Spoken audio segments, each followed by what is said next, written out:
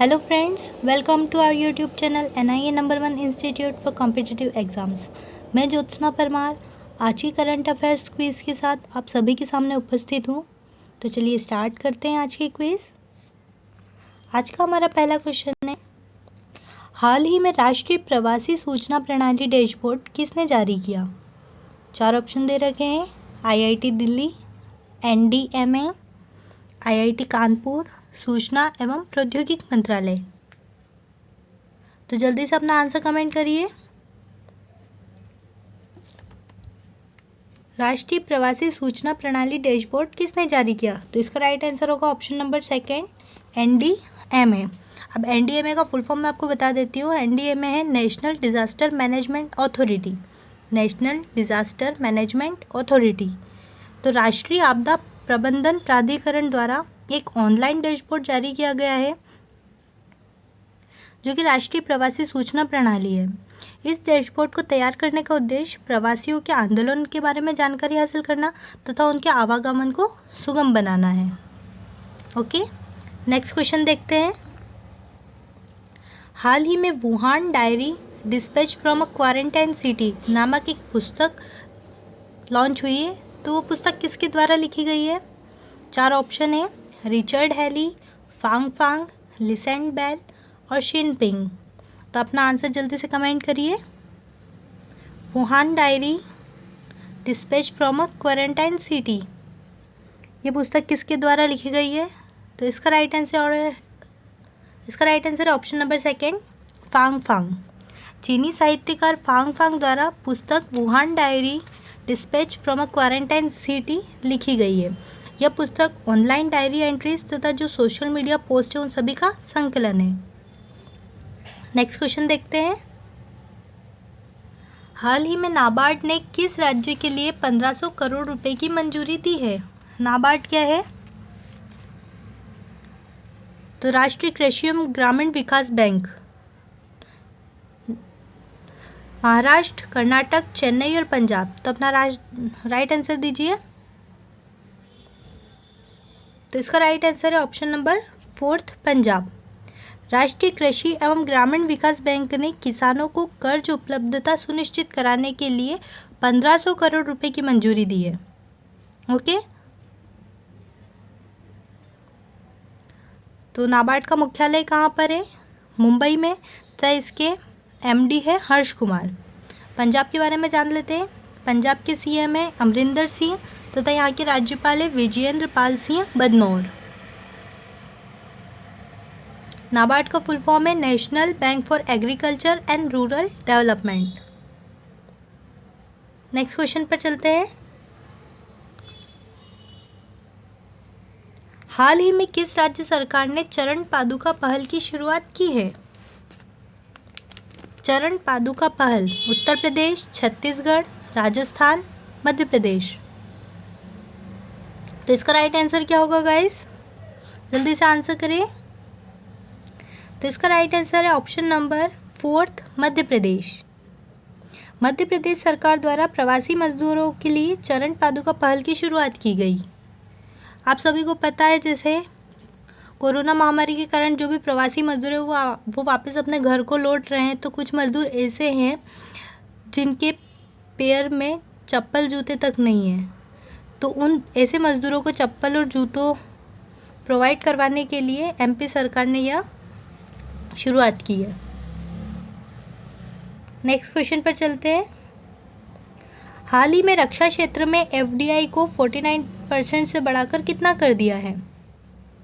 67%, 78%, 74% और 65%। तो जल्दी से अपना राइट आंसर कमेंट करें। रक्षा क्षेत्र में FDI को 49 से बढ़ाकर कितना कर दिया है? तो इसका राइट आंसर क्या होगा गाइस? Option number 3, 74%। रक्षा क्षेत्र में फॉरेन डायरेक्ट इन्वेस्टमेंट को 49 से बढ़ाकर 74% कर दिया है, जिससे विदेशी कंपनियों को देश में रक्षा के क्षेत्र में निवेश करने के लिए आकर्षित करने में मदद मिलेगी। FDI फॉरेन डायरेक्ट इन्वेस्टमेंट क्या है? तो जो फॉरेन की कंपनीज़ है वो हमारे देश में की कंपनियों में इन्वेस्ट कर सकती है डायरेक्ट। ओके, नेक्स्ट देखते हैं। हाल ही में बिसलरी ने किसके साथ समझौता किया है? बिसलरी आपको पता ही है, एक कंपनी है जो मिनरल वाटर बॉटल्स प्रोवाइड करती है। तो बिसलरी ने हाल में किसके साथ एक समझौता किया है? स्विगी, अमेजोन, जोमेटो और फ्लिपकार्ट। तो इसका राइट आंसर क्या होगा गाइस? इसका राइट आंसर है option number 3, Zomato. Bisleri international private limited ने कस्टमर्स को बिसलरी उत्पादों की सुरक्षित डोर स्टेप डिलीवरी करने के लिए ऑनलाइन डिलीवरी पार्टनर जोमेटो के साथ समझौता किया है। तो अभी कोरोना महामारी के कारण बिसलरी ने एक समझौता किया है जोमेटो के साथ कि वो जो भी अपने प्रोडक्ट्स है वो ऑनलाइन डिलीवर करवाएगी जोमेटो के ज़रिए। ओके, और बिसलरी का मुख्यालय कहाँ पर है? तो मुंबई में। नेक्स्ट क्वेश्चन पर चलते हैं।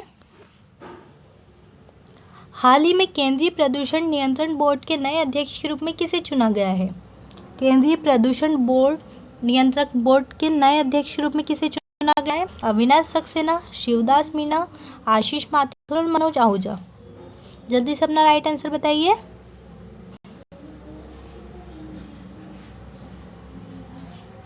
तो इसका राइट आंसर है guys option number 2, Shivdas Meena.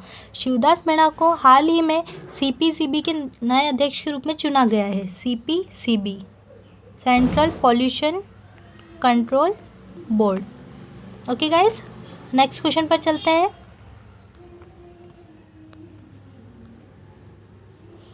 Hussain कज़मपोर अर्देबली का हाल ही में निधन हो गया है। वह किस देश के पेट्रोलियम निर्यातक देशों के संगठन के प्रतिनिधि थे? पेट्रोलियम निर्यातक देशों का संगठन कौन सा है? ओपेक। तो वो किस देश का प्रतिनिधित्व कर रहे थे ओपेक में? कुवैत, ईरान, सऊदी अरब और कतर। जल्दी से अपना आंसर कमेंट करें। तो गाइज इसका राइट आंसर है ऑप्शन नंबर 2, ईरान। पेट्रोलियम निर्यातक देशों के संगठन में ईरान के प्रतिनिधि हुसैन कज़मपोर अर्देबली का निधन हो गया है। उन्होंने लगभग 20 वर्षों तक ईरान के ओपेक प्रतिनिधि के रूप में काम किया है। ओके गाइस, तो ओपेक के बारे में जान लेते हैं। ओपेक का फुल फॉर्म क्या है? सबसे पहले तो OPEC, organisation of petroleum exporting countries. जो भी कंट्रीज़ है जो पेट्रोलियम का एक्सपोर्ट करती है उनका एक संगठन बनाया गया है। इसकी स्थापना हुई थी 14 सितंबर 1960 में तथा इसका मुख्यालय है वियना, ऑस्ट्रिया में। ओके गाइस, नेक्स्ट क्वेश्चन पर चलते हैं। वित्त मंत्री ने भारत में डिजिटल शिक्षा के लिए एक कार्यक्रम शुरू किया है। तो उस कार्यक्रम का नाम क्या है? ई पाठशाला, ई भारत, ई शिक्षा और ई विद्या। जल्दी से अपना आंसर कमेंट करें।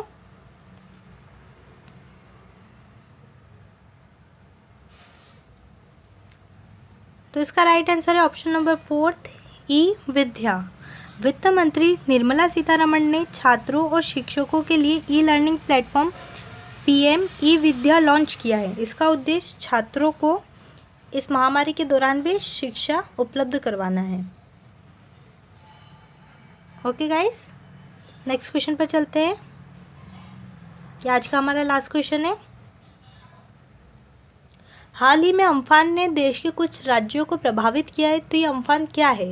एक आतंकवादी संगठन, एक वायरस, चक्रवात या फिर इनमें से कोई नहीं? तो जल्दी से अपना आंसर कमेंट करें।